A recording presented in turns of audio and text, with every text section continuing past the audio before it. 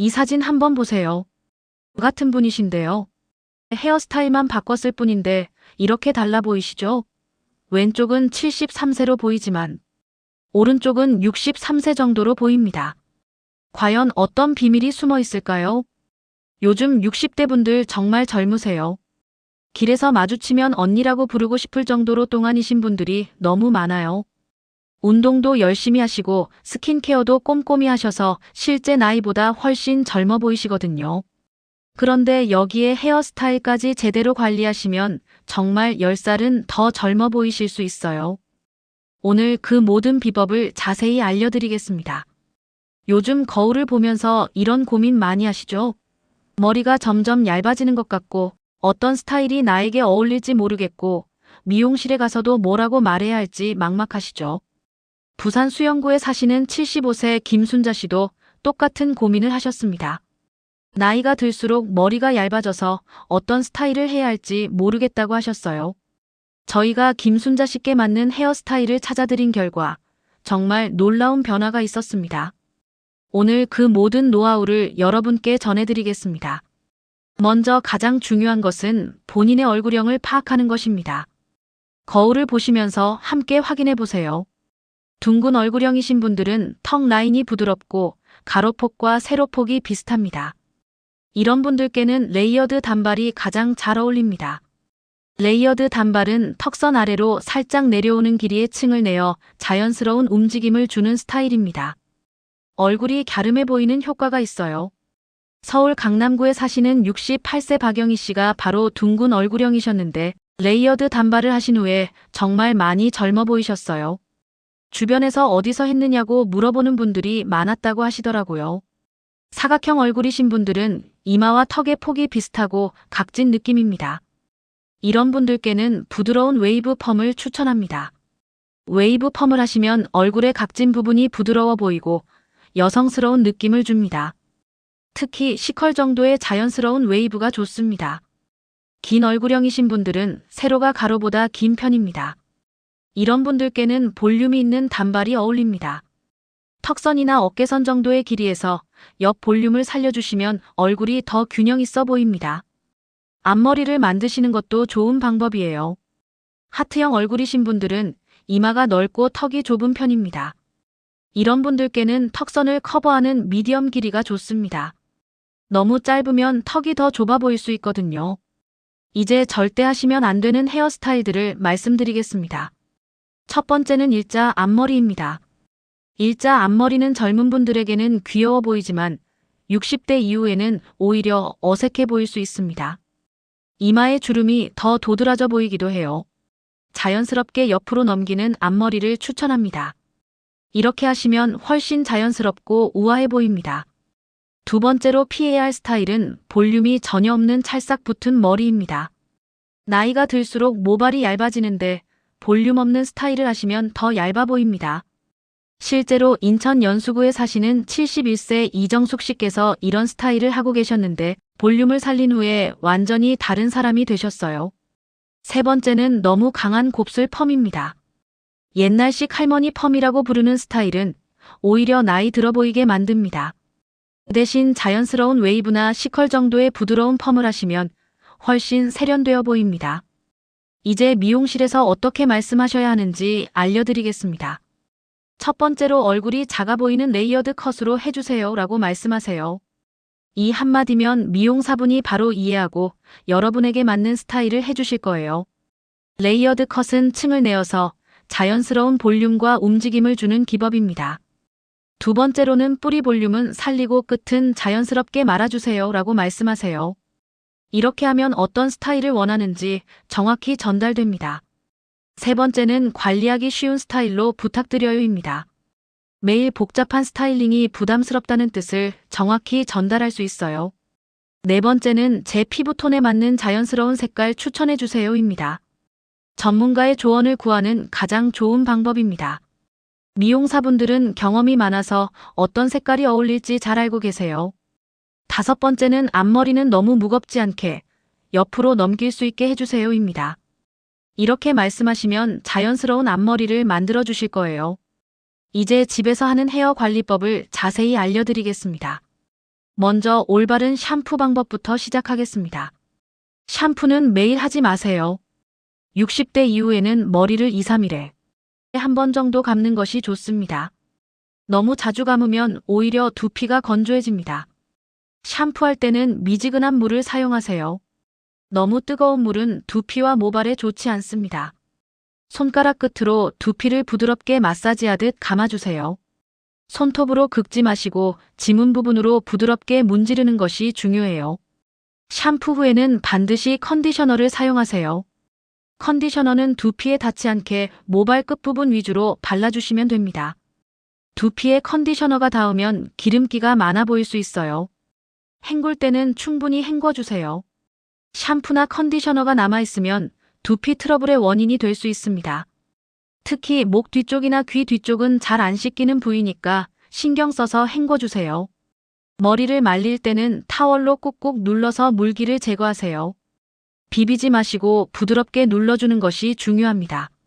모발이 젖어 있을 때는 매우 약해서 쉽게 끊어질 수 있거든요. 드라이어를 사용할 때는 뿌리부터 시작해서 끝으로 향하게 바람을 보내주세요. 마지막에는 찬바람으로 마무리하면 윤기가 더 좋아집니다. 드라이어는 머리에서 15cm 정도 떨어뜨려서 사용하세요. 일주일에 한 번은 헤어팩이나 트리트먼트를 해주세요. 시중에 파는 제품을 사용하셔도 좋고 올리브 오일을 활용해도 됩니다. 올리브 오일 헤어팩은 이렇게 하세요. 올리브 오일 2~3방울을 손바닥에 비벼서 모발 끝 부분에 발라주세요. 30분 후에 평소처럼 샴푸하시면 됩니다.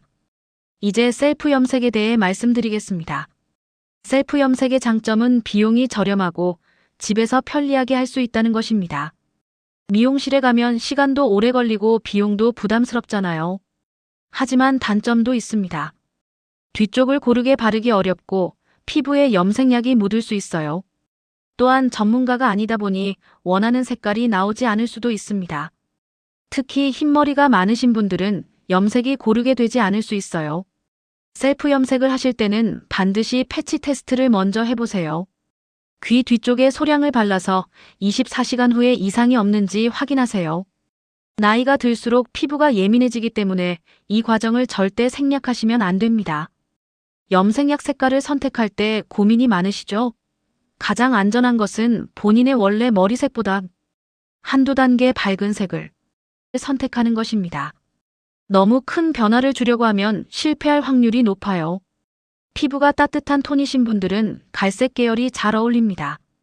차가운 톤이신 분들은 회색 계열이나 애쉬 계열이 좋아요. 따뜻한 톤인지 차가운 톤인지 모르시겠다면 손목의 혈관을 보세요. 혈관이 초록색으로 보이면 따뜻한 톤, 파란색으로 보이면 차가운 톤입니다. 요즘 인기 있는 색깔을 몇 가지 소개해 드릴게요. 모카 브라운은 따뜻하면서도 자연스러운 색깔이라 많은 분들이 선호하세요. 애쉬 그레이는 세련된 느낌을 주고 싶으신 분들께 좋고요. 다크 브라운은 무난하면서도 젊어 보이는 색깔입니다. 염색을 자주 하시는 분들은 뿌리 염색만 하는 것을 추천합니다. 전체를 매번 염색하면 모발이 손상될 수 있어요. 뿌리만 염색하면 비용도 절약되고 모발 건강도 지킬 수 있습니다. 염색 후에는 반드시 컬러 전용 샴푸를 사용하세요. 일반 샴푸보다 색깔이 덜 빠집니다. 처음 3일 정도는 머리를 감지 마세요. 염색 직후에는 컬러가 완전히 고정되지 않았기 때문에 물에 닿으면 빠질 수 있어요.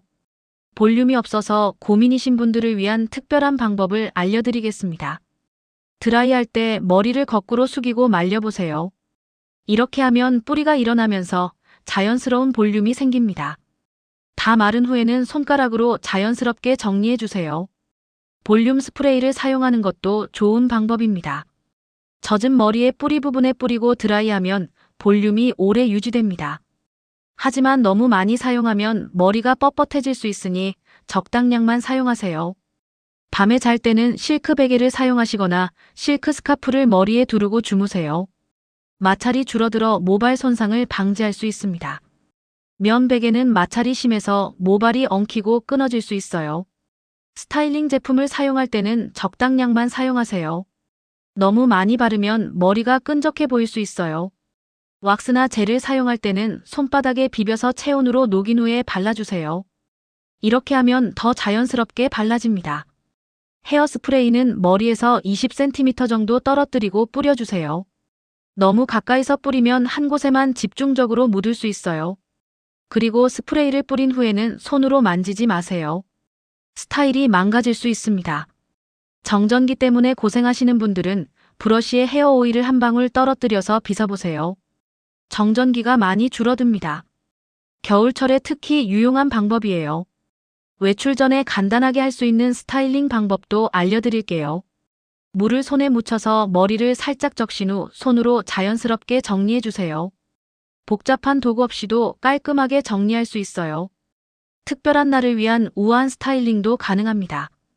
옆머리를 귀 뒤로 넘긴 후 예쁜 핀으로 고정해보세요. 간단하지만 세련된 느낌을 줍니다. 진주나 금속 장식이 있는 핀을 사용하면 더욱 우아해 보여요.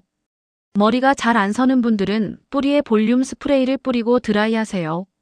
확실히 다른 효과를 느끼실 거예요. 아니면 벨크로 롤러를 사용해서 뿌리 부분만 말아주는 것도 좋은 방법입니다. 모발이 건조한 분들은 아르간 오일이나 호호바 오일을 사용해 보세요. 소량을 손바닥에 비벼서 모발 끝에만 발라주시면 됩니다. 뿌리에 바르면 기름져 보일 수 있으니 주의하세요. 염색을 오래 유지하고 싶으시면 자외선을 피하세요. 외출할 때는 모자를 쓰시거나 양산을 사용하시는 것이 좋습니다. 자외선은 염색을 빠뜨리는 주요 원인 중 하나거든요. 브러쉬 선택도 중요합니다. 플라스틱 브러쉬보다는 천연 모로 된 브러쉬가 모발에 더 좋아요. 마지막으로 가장 중요한 것을 말씀드리겠습니다. 어떤 헤어스타일을 하시든 자신감이 가장 중요합니다. 자신에게 맞는 스타일을 찾아서 당당하게 하시면 됩니다. 나이는 숫자일 뿐이에요. 우리는 충분히 아름답습니다. 오늘 알려드린 방법들을 하나씩 시도해보세요. 작은 변화부터 시작하면 큰 변화를 만들 수 있습니다. 무엇보다 본인이 편하고 좋아하는 스타일을 찾는 것이 중요해요. 건강한 모발, 아름다운 하루 되시길 바랍니다. 지금까지 구해줘 실버였습니다.